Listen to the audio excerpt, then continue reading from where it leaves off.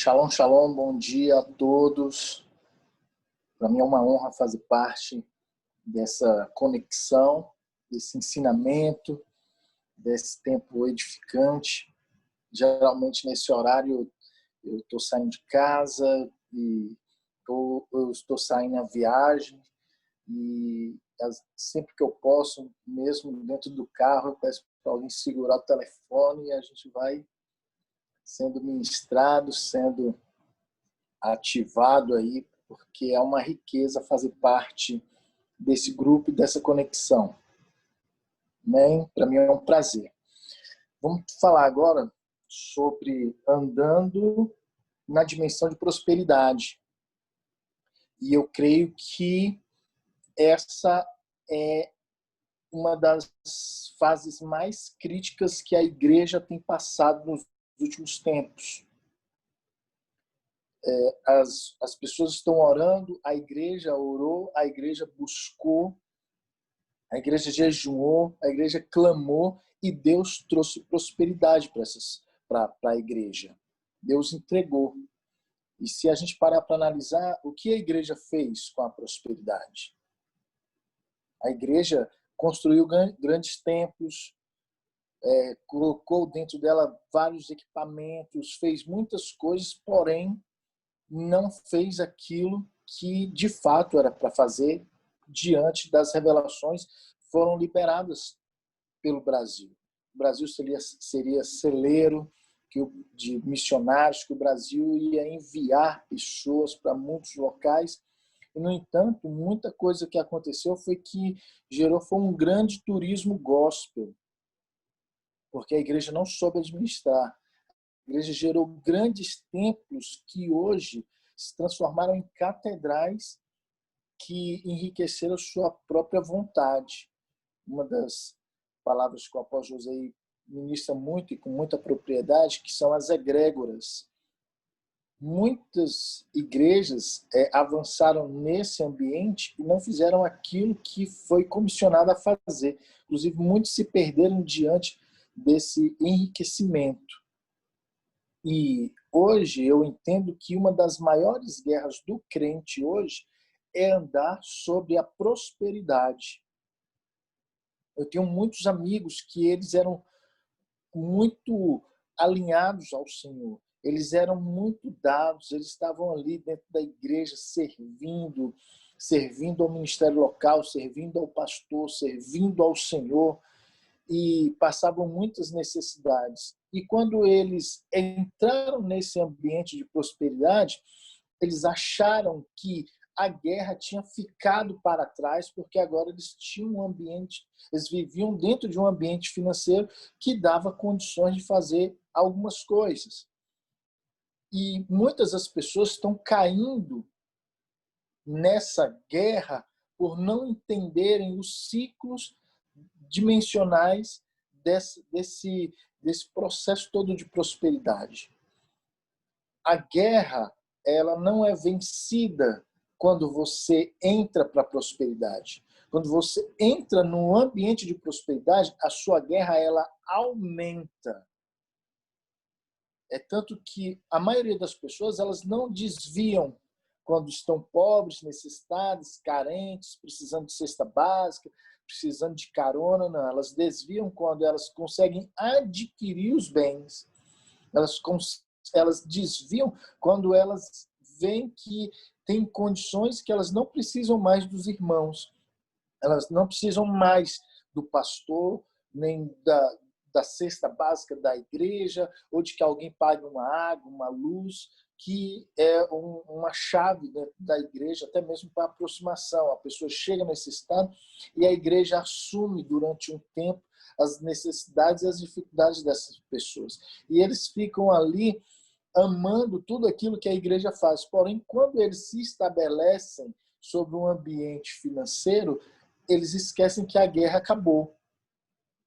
E aí o que eles fazem? Eles abrem mão. Quando isso já aconteceu, eu creio que com todos desse grupo. Quando nós estamos passando por uma série de dificuldades, aí a gente começa a assinar aquilo que eu falo que são os cheques sem fundo. A gente começa a fazer cheques. Senhor, se o Senhor me me abençoar nisso, eu vou fazer aquilo. Senhor, eu queria ter condições de dar o dízimo de tal valor. Senhor, como eu gostaria de ajudar esse missionário, como eu gostaria de ajudar nessa obra. E o Senhor, ele te coloca dentro desse ambiente. E quando você tem a condição, muitas vezes você esquece das orações que você fez e não abençoa aquilo que o Senhor te prosperou para abençoar outras pessoas. E aí, quando nós prosperamos, nós esquecemos de abençoar as outras pessoas. Porque a guerra aumentou, o nível da sua guerra aumenta quando você adquire uma envergadura financeira. Eu lembro que quando eu não tinha nenhum carro, morava numa casa mais humilde, num barraco de fundo, perto da igreja, eu não saía de perto da igreja, eu não saía. A minha vida era viver dentro da igreja.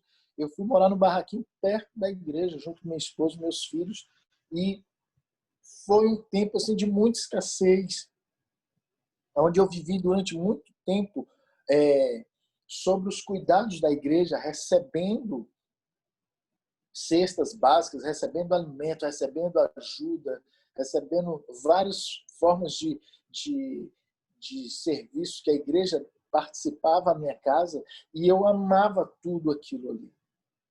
Eu era ali muito presente à congregação. Mas chegou um tempo que o Senhor me prosperou. E eu fui levado a entender que quando Deus me colocou num lugar de prosperidade, eu comecei a abrir mão daquilo que a igreja me servia. Quando eu prosperei, eu esqueci de que Deus estava me prosperando para mim servir a igreja, só que num outro nível. O que eu quero dizer com isso? Que dentro do ambiente de prosperidade, a guerra para o Filho de Deus só aumenta. No ambiente de prosperidade, você tem que aprender a dominar, porque a sua alma ela quer tudo aquilo que a alma necessita e que não tem nada a ver com o Senhor. Ela vai adquirir mais condições de você passear, de você sair, de você fazer N situações, e você acaba abrindo mão daquilo que o Senhor deu a você. Você acaba abrindo mão de estar participando dentro do ambiente da igreja, porque agora o seu nível é outro. Antes, quando você era mais humilde, a sua única condição, o seu único passeio era a igreja. Agora, não mais. Agora você tem uma envergadura. E prosperidade, ela é um espírito e não uma técnica que se aprende na faculdade e em um curso financeiro. Você ora, você busca, você jejuma, e quando esse espírito vem até você, é para que você domine territórios, é para que você avance. Se você for ler lá em João 6, você vai ver uma dimensão de prosperidade vinda sobre Jesus. Toda vez que você é colocado às portas desse ambiente de prosperidade, você sempre vai estar sob uma grande pressão. O portal do ambiente de prosperidade é um portal violento, é um portal de crise, é um portal que ele coloca as suas emoções à prova. Isso aconteceu com Jesus. Jesus estava andando e a multidão seguia porque ele já estava sob uma forte pressão, porque ele já estava operando alguns milagres. E as pessoas andavam porque queriam receber mais milagres de Jesus. Jesus andando e essa multidão indo atrás, Jesus atravessou o rio, a multidão indo atrás, e chegou um momento que essa multidão começou a ter dificuldade com a fome, começou a passar necessidade. A caminhada de Jesus, que ele estava fazendo só só para ele e os seus discípulos, começou a atrair uma multidão. E os discípulos começaram a colocar a responsabilidade de Jesus para poder saciar a fome. E Jesus já começou a testar a vida dos seus discípulos e perguntou para um deles: como iremos fazer para alimentar? Jesus muitas vezes vai fazer isso com você. Vai te colocar em um ambiente de pressão, onde muitas pessoas irão depender de você, e Jesus vai perguntar a você: como você vai fazer para alimentar essa multidão? E você muitas vezes vai voltar para Jesus, vai falar para ele: olha, se eu tivesse aqui R$1.000, não teria condições de alimentar essa multidão. Se eu tivesse R$10.000, talvez eu não teria condições de alimentar essa multidão. E muitas vezes essa multidão está falando das suas contas, essa multidão pode ser o seu cartão de crédito, pode ser a parcela do seu carro, pode ser o financiamento da sua casa, pode ser a forma como você transita financeiramente. E você vai olhar para Jesus e Jesus vai perguntar para você: como você vai fazer para alimentar essa multidão? E você já vai ter uma resposta prática para Jesus, assim como o discípulo dele falou. Mas sempre Deus, para prosperar, vai colocar uma pessoa do teu lado. E com uma chave, que foi o que aconteceu. Veio um outro discípulo e falou: olha, tem aqui alguns peixes e alguns pães, alguns pedaços de pão. E Jesus, a primeira coisa que fez foi saciar a fome dos discípulos, mostrando que eles estavam sob uma dimensão de prosperidade no meio do caos, no meio da fome.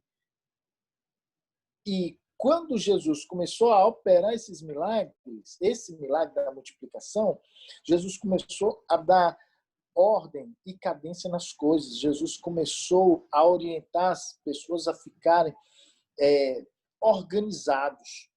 A dimensão de prosperidade vai vir em meio ao caos, de forma violenta, mas para que você organize as coisas, tanto da sua vida como da vida das pessoas que andam ao seu redor.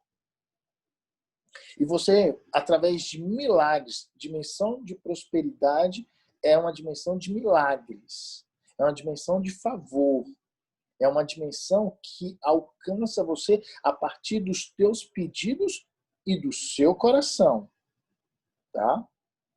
Você precisa entender que Deus, ele prospera você a partir do seu coração. Ah, mas eu já vi muitos irmãos prosperarem e desviarem. Sim, também já vi vários. Já vi vários. E eles, depois que desviaram, até prosperaram ainda mais. Só que eu vi algo acontecer que é muito interessante. Eu vi prosperidade se transformar em riqueza. E prosperidade nunca aborta. Riqueza, sim. A prosperidade nunca empobrece. A riqueza, sim. A prosperidade, ela quebra o ciclo da miséria. E miséria não está ligado a bolso. Miséria está ligado a coração. A riqueza não. A riqueza, ela aumenta a pobreza, a miséria. A riqueza aumenta a miséria. E o que é miséria? Miséria é você não poder usufruir daquilo que você tem. A sua família não poder usufruir daquilo que você tem em abundância. Tem pessoas que chegam e falam assim, compra um carro novo, carro 0 quilômetro, e aí, vamos sair, não, vamos sair no mais velho, não quero sair no novo, não, que eu não quero encher meu carro de gente, não. Isso é miséria. Você compra um carro para poder usar, para poder colocar toda a sua família. Mas na hora que você vai usar, você quer sair no mais velhinho porque você não quer que todo mundo entre no outro carro, porque o carro é novo. Então, você está na riqueza porque comprou um carro novo, porém estabelecido pela miséria. As outras pessoas não podem usar porque você não quer que estrague o carro novo. Isso é miséria. Isso está ligado ao coração. Isso são travas na mente da pessoa.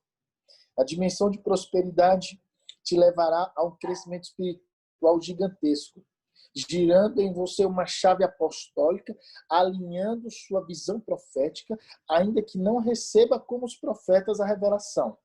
E tudo isso é necessário para conquistas espirituais e naturais, que são as consequências. Então vamos lá. Você entra dentro da dimensão de prosperidade que te leva ao crescimento espiritual. Toda vez que você entra com a dimensão de prosperidade, você cresce espiritualmente. Um ambiente de riqueza, de milagres te acessa. As chaves apostólicas vêm sobre você. Aí você vai entender a diferença do irmão rico e do irmão próspero. O irmão rico, ele quer simplesmente dar o dízimo dele e nada mais. O irmão próspero, ele tem uma chave apostólica, então ele recebe tudo aquilo que ele tem e ele tem uma mente coletiva. Ele quer participar aos outros aquilo que Deus deu a ele, porque ele entende que todo próspero, ele vive sobre um ambiente de mordomia. Então ele quer servir financeiramente, ele quer servir com os bens dele, ele quer servir com a casa dele, ele quer servir com a empresa dele. E é muito interessante, eu trabalho com alguns empresários e eu falei a eles e tratei a eles dessa forma, de que a igreja deles é a empresa. Trate a sua empresa como a igreja. Trate os seus empregados como seus funcionários, como ovelhas. Seja pastor dele. Gerencie a sua empresa como um pastor que gerencia a sua igreja. E você vai ver como as coisas irão mudar e qual cuidado de Deus vai ter para a sua empresa. Isso é muito impactante, porque se cada empresa então pode se tornar um ministério dentro de uma cidade. E isso tem a ver com receber uma chave apostólica, tá? E quando você recebe essa chave apostólica dentro do ambiente de prosperidade, você acaba tendo um ajuste na sua visão.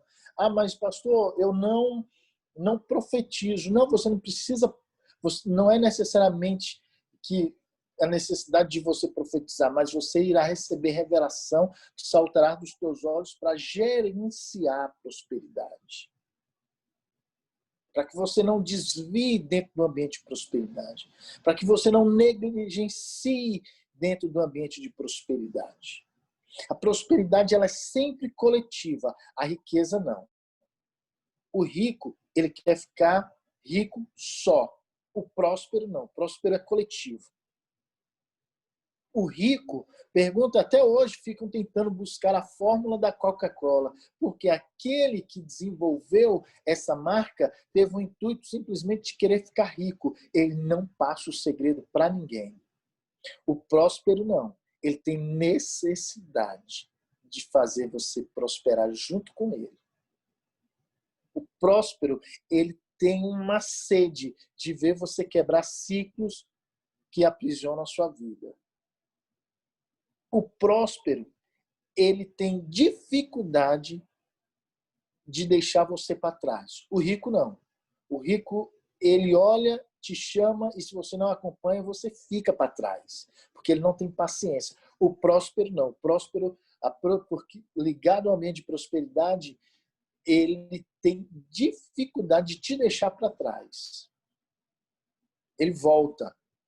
A pessoa que está dentro do ambiente de prosperidade, ele faz questão de voltar e te resgatar. Comigo foi assim. Vou contar um segredo, uma chave. Quero liberar sobre vocês um código. A prosperidade, o ambiente de prosperidade, a dimensão de prosperidade está ligada diretamente com paternidade. Ligado diretamente. Eu passei muita dificuldade e necessidade no tempo que eu fiquei 4 anos sem estar conectado à minha paternidade espiritual, que é o apóstolo José Garrido. Para aqueles que não me conhecem, mais de perto, eu sou pastor local do Ministério Querrilá Shalom, do apóstolo José Garrido, aqui em Brasília. E aí eu passei 4 anos desconectado dessa paternidade. E foram 4 anos de grandes dificuldades financeiras, grandes mesmo, terríveis, terríveis mesmo, ao ponto de não ter condições de ir para a igreja. Eu morava a 20 quilômetros da igreja, eu não ter condições de pagar um ônibus para eu, esposa e filhos. E quando eu voltei a esse ambiente de paternidade, a essa conexão, quando eu me arrependi, confessei o meu pecado de estar distante da minha paternidade, o Senhor, ele me restaurou, remiu, porque a paternidade, ela estabelece um tempo de remissão. E assim como o apóstolo ministrou, o apóstolo Éder ministrou esse tempo atrás, a respeito do gafanhoto, que eles estão ligados diretamente ao tempo. Tá? A remissão é ligada diretamente ao tempo. Então, quando eu voltei, fiz as minhas remissões, entreguei as minhas ofertas remidoras ao meu pai espiritual, o apóstolo José Garrido, toda a minha vida financeira foi colocada no lugar. Toda. Isso em um prazo de 1 ano. Todas as bênçãos necessárias para aquele momento me alcançou. Todas. E isso, assim, foi impactante para mim. Isso me gerou um testemunho que fez com que os meus negócios fossem todos alavancados. E hoje eu toco muito mais pessoas por conta da minha empresa do que quando eu era só pastor. Então eu entendi que um pastor com testemunho de paternidade, dentro da dimensão de prosperidade, alcança mais pessoas. Porque hoje o que mais tem são funcionários feridos, são empresários feridos, isso dentro da igreja, isso fora da igreja.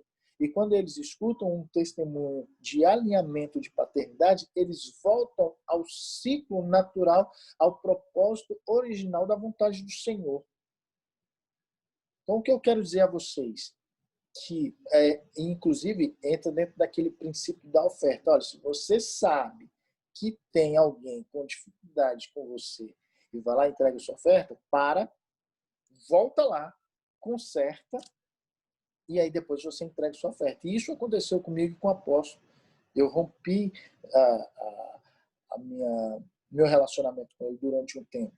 E o que fez esse ambiente de prosperidade me alcançar é que eu voltei lá atrás, remi o tempo, restaurei o relacionamento, reafirmei minha aliança e tudo voltou ao plano original.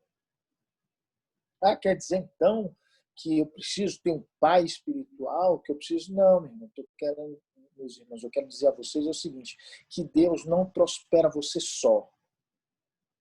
Deus, para te prosperar, ele vai te conectar a outras pessoas. Porque a prosperidade não é para você, a prosperidade é coletiva. Deus vai te conectar a pessoas para usufruir daquilo que você tem. Mas por que não prosperam elas? Não, é porque o coração delas ainda não está preparado para receber esse nível de revelação.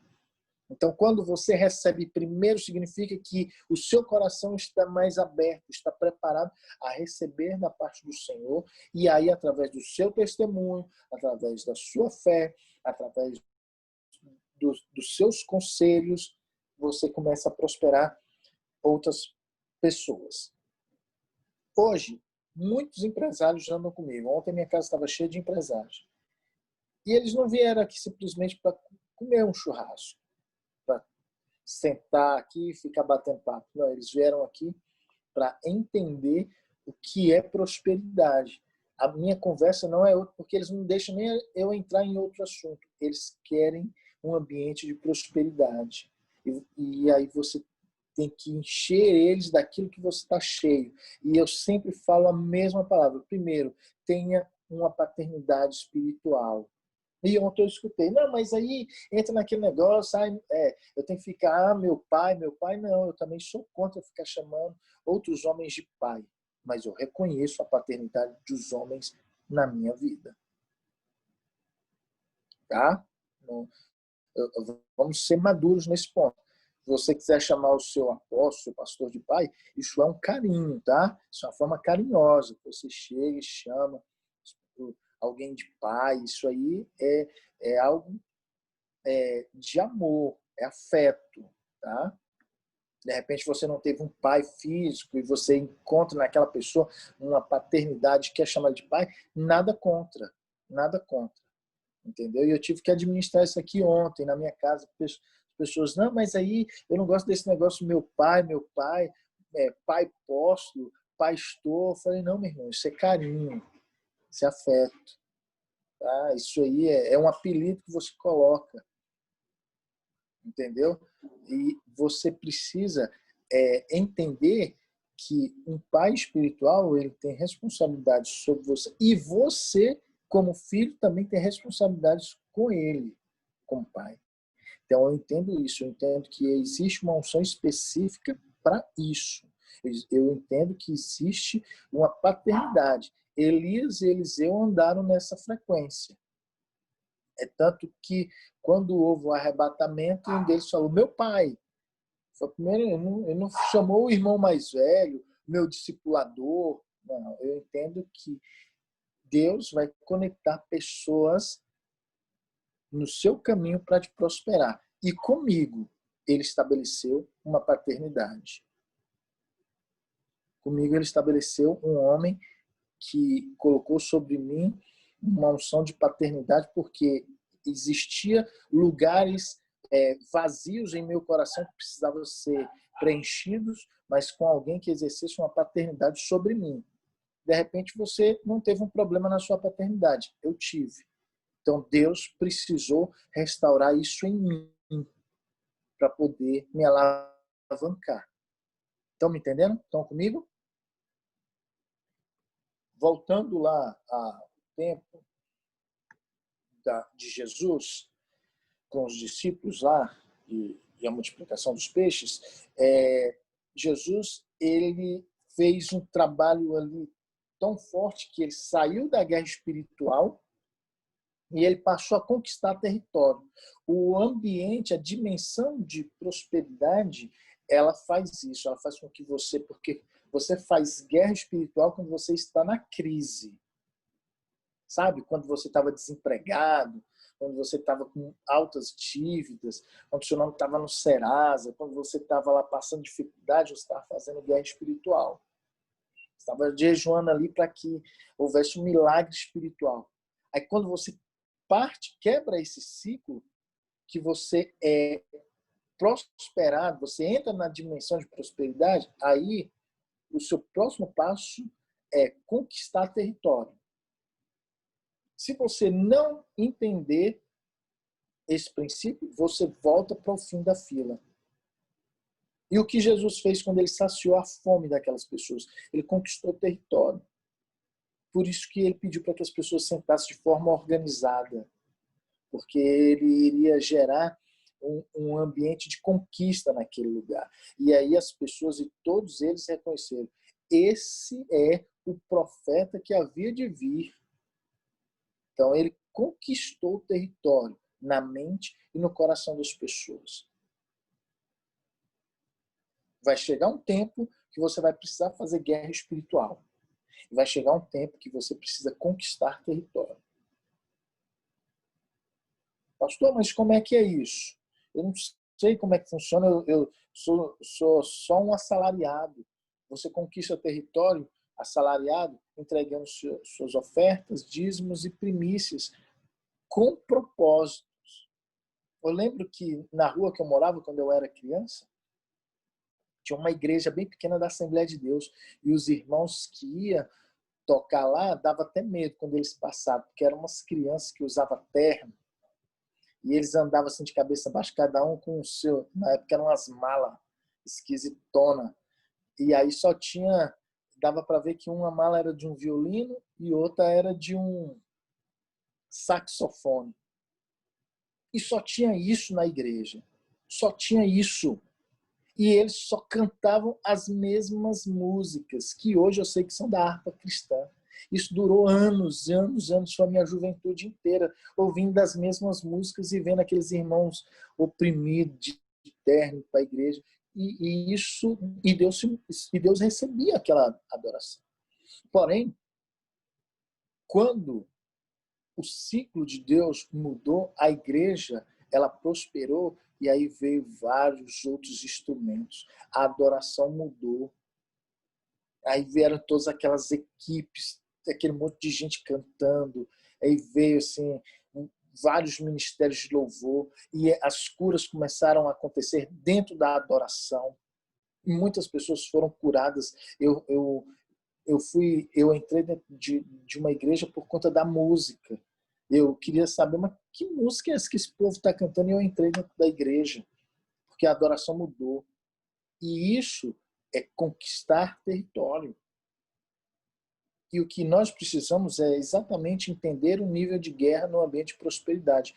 Precisamos entender que quando estamos dentro do ambiente de prosperidade, dentro do ambiente financeiro, melhor do que há 2 anos atrás, 3 anos atrás, eu quero que você entenda que a sua guerra só aumentou. Cuidado, porque isso pode, se você não entender esse princípio que agora você precisa conquistar território, você vai voltar para o mesmo ambiente de antigamente. Então, porque os ambientes são cíclicos, o ambiente é totalmente cartesiano.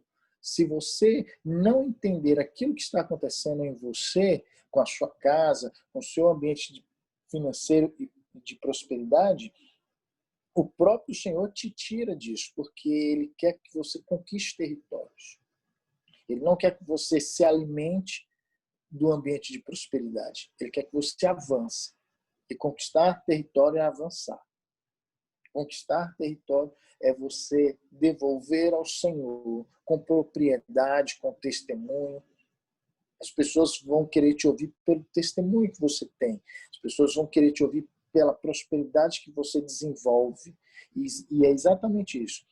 Prosperidade, após ela ser entregue a você, ela não é estática. Você precisa desenvolver ela.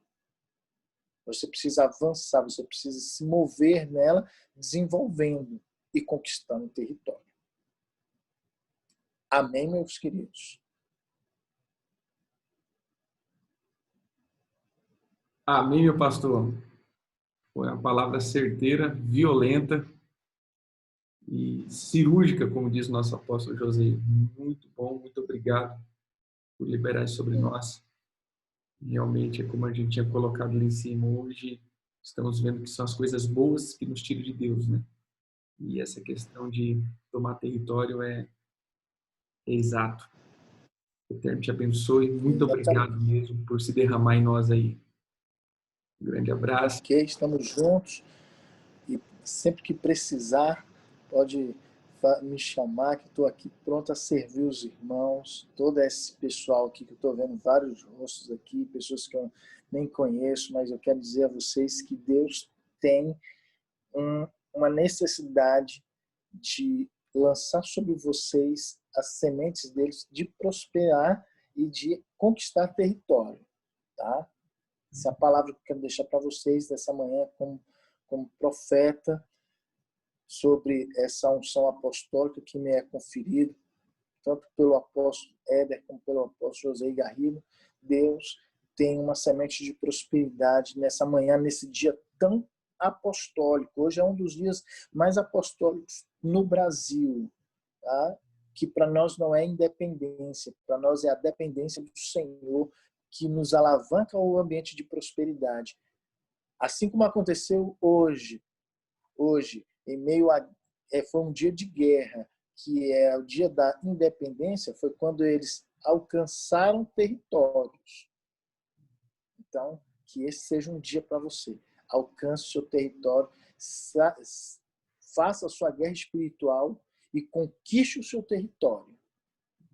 Existe um portal hoje aberto para mim e para vocês. Essa é uma realidade. Essa é uma realidade profunda. Já declaramos aí no dia 7, né, do mês 9, ou seja, a espada do Senhor vem fazer você gerar. Esse é um decreto aí que está sendo emitido, que o Eterno faça com que haja dependência dele e independência das trevas, em nome de Jesus. Deus Amém. abençoe. Obrigado, pastor. Grande abraço. Recebo. Deus Shalom, abençoe a shalom. todos. Shalom, shalom.